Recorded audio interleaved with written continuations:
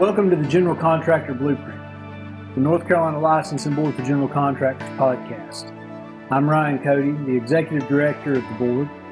I have with me today Joel Macon, our Southeast Region Investigator. Joel brings 31 years of experience to the board, a lot of wealth and knowledge related to the practice of general contracting and the compliance with general statutes, the board laws and rules. Joel, it's good to see you. It's great to be here. Why don't you tell us a little bit about yourself and your background? I started out as a carpenter in the construction field. Went into building inspections, and then been doing this for the last 31 years. Well, that's great, and we really appreciate having you here. And so, as it currently stands, Joel is our longest tenured employee. This year is our 100th year anniversary. The board is statutorily given authority to regulate the practice of general contracting through the issuances of licenses, the renewals of those licenses, continuing education, and through compliance with enforcement proceedings. Today, before we get into our topic, I want to remind everyone to like and subscribe to our podcast and invite your friends and co-workers to listen to it. We hope that we can bring some valuable information to the table, not only for our licensees, but for the general public as well. The board's purpose is to safeguard life, health, and property, and to promote public welfare. The current dollar threshold requiring a general contractor's license is $40,000 or more. In today's episode, we're going to talk about a very crucial topic within our industry, license lending. And what I would say to that is, my license is not your license.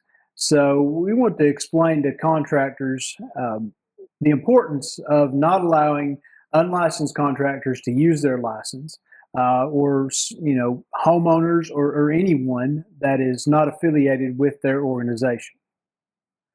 Joel, let's talk about license lending and what you've seen over the years. It's a fairly common violation where someone either doesn't have a license, they may have a license that's the wrong type of license, wrong classification, or the wrong limitation. But they have a friend that does have a license, or a family member, or someone that they know well, and they think that they can just have that individual go pull a permit for them. How common of an issue has this been over the years? It's fairly common, and it's actually seemed to be on the uptick these last few years, actually. I guess whenever the construction industry is booming a little bit, it tends to increase as well.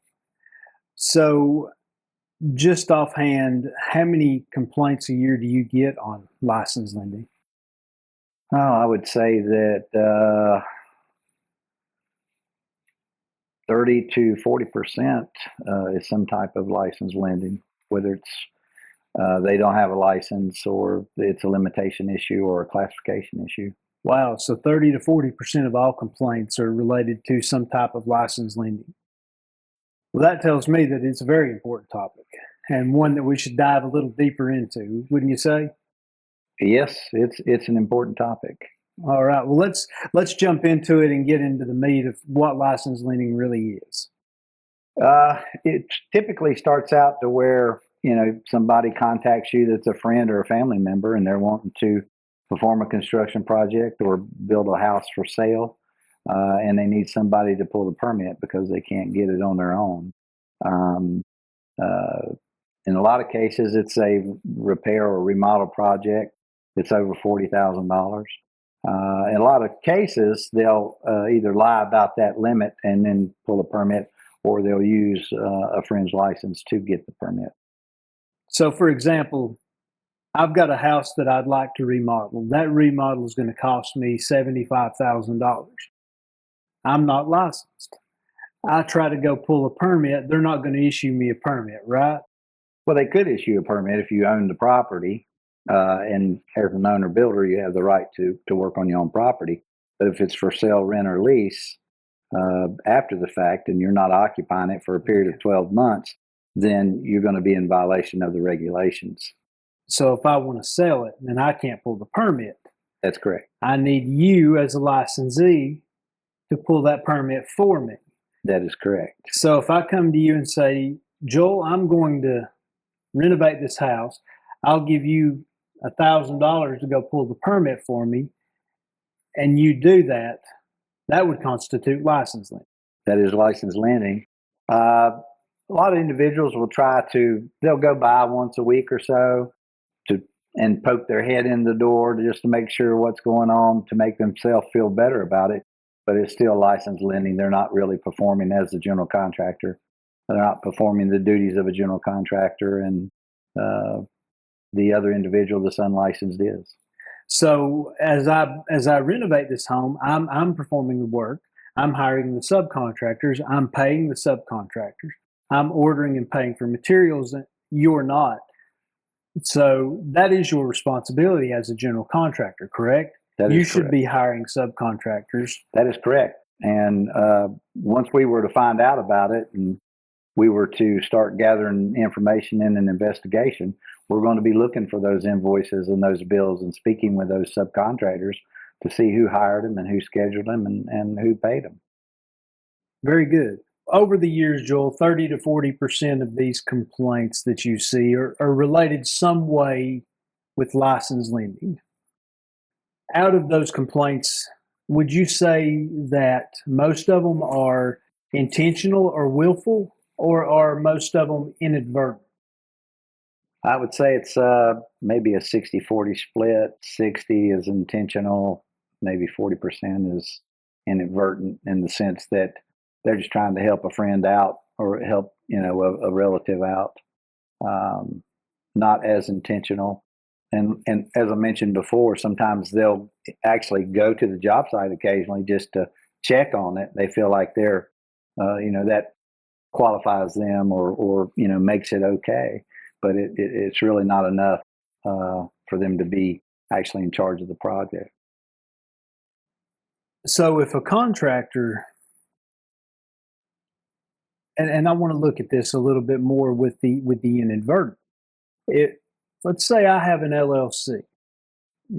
My attorney or my accountant told me you should create an LLC.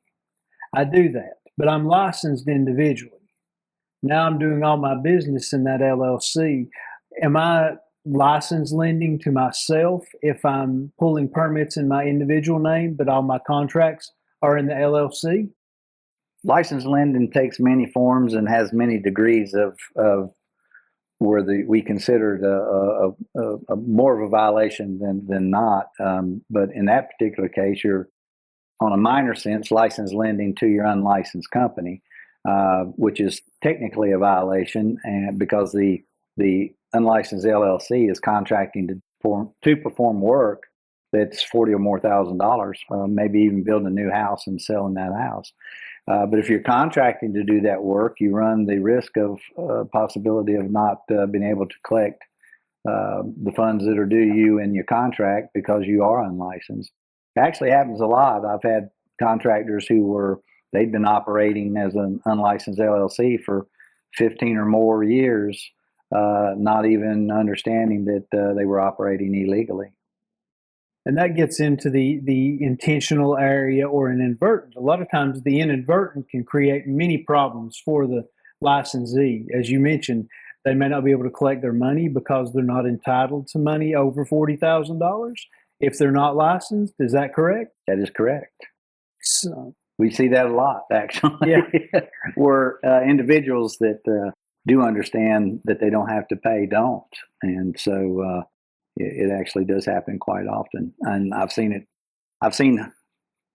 happen to very serious degrees, like in the sense of license limitations, where people they're not due anything over that limitation, and so a lot of people have had issues with that over my career, for sure. So what advice would you give to a general contractor who's licensed individually but has that unlicensed corporation or LLC? Well, they just need to go ahead and apply for a second license to license that LLC. If they're the qualifier for their individual license, it's just a matter of going through the application process. There's not an exam that needs to be taken again. They've already taken the exam. The board rules would allow that contractor to qualify up to 2 licenses, correct? That is correct. So we've explored that topic a little bit more, and the inadvertent and the intentional. Now let's talk a little bit more about that intentional side. We spoke earlier about me asking you to help me out with the sale of a house. Um, what if you come to me and you're going to flip two or three homes, and you want me just to pull permits? I'm going to get what we would frame a kickback from you. Maybe a couple $1,000s. Um, Explain to me and to our audience what the wrongdoing is here from the licensed lending perspective. Well, the contractor is not actually contracted to perform the project. They're also not looking after the project, and the reason for them to be in charge of the project, hiring and firing and scheduling and ordering materials, is to ensure that the safety of the public is part of that process. I see a lot of cases, especially on these house flips, where that unlicensed contractor, the owner that's doing the house flip, they're hiring unlicensed electricians, plumbers, and mechanical people, even though there may be on the permit, they'll either put that they're doing it themselves in the case of an owner builder type situation, or they may list licensed subcontractors that aren't even performing the project. They're just hiring someone that's unlicensed to perform the project, and it can create a very unsafe situation. Over the years, we've saw different situations surrounding that.